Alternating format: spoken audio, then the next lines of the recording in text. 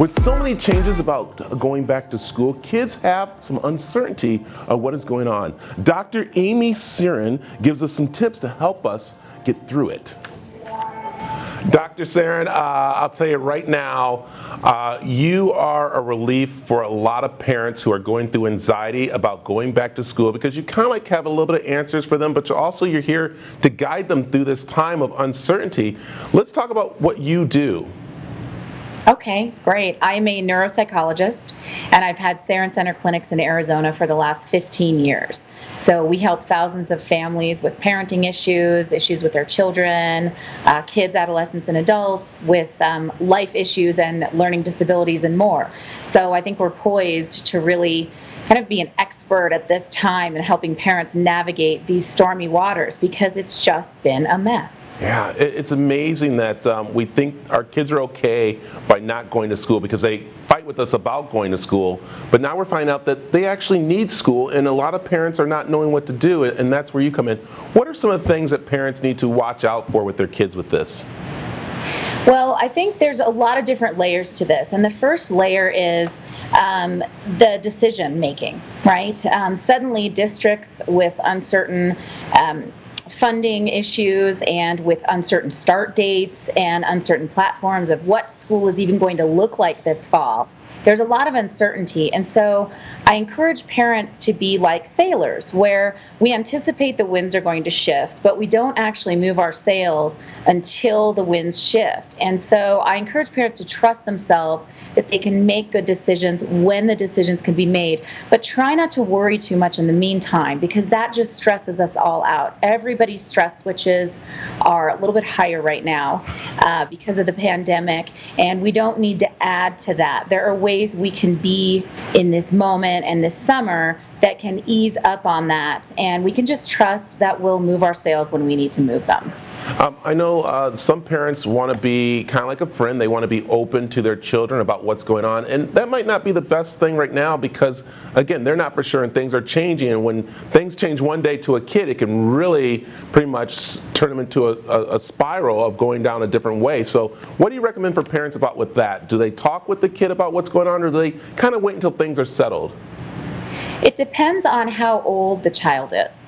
Many younger children can't really assimilate. They don't really understand concepts of time and things like that. So it depends on the child's level of curiosity, their age, and I think the most important thing to do is monitor the stress levels.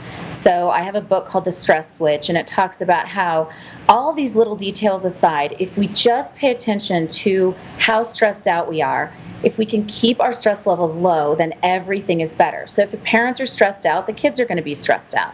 And if the kids are stressed out and the parents are calm, the parents then have the power to kind of help the child with those fears and with that uncertainty. And I like to tell parents to wait until the game has, it's like a football game, you wait until the outcome and then you give the kids the play-by-play. But if you're unfolding it as it's happening, that can create a lot of unnecessary stress in a family. So maybe just saying, if the kids say, hey, what's going on this fall? And you can say, well, we're not sure yet. It's going to be okay. But when I hear from the district, we'll have a conversation about it.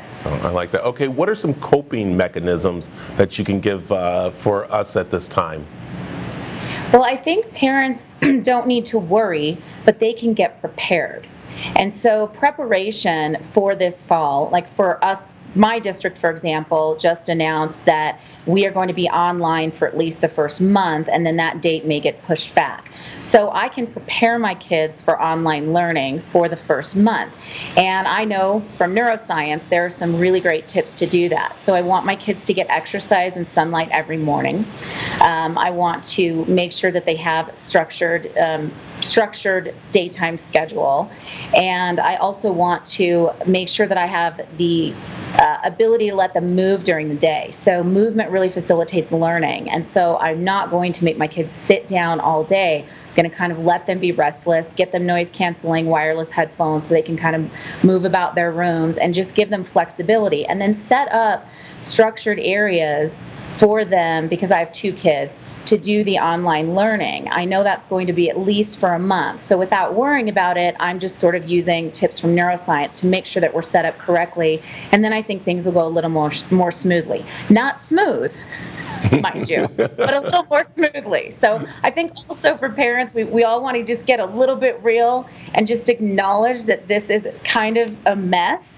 And sort of be okay with it because we're all in it together. You know, I'm fully aware that my kids may need some summer school. They may be, quote unquote, behind, you know, because of what we've had to do to pivot and flex during COVID-19. But we're all in it together. It's going to be okay.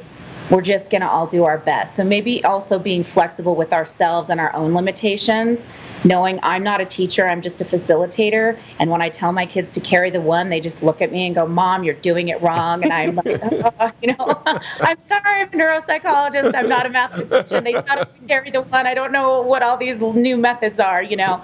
So just giving grace to yourself as a parent as you're getting through this time.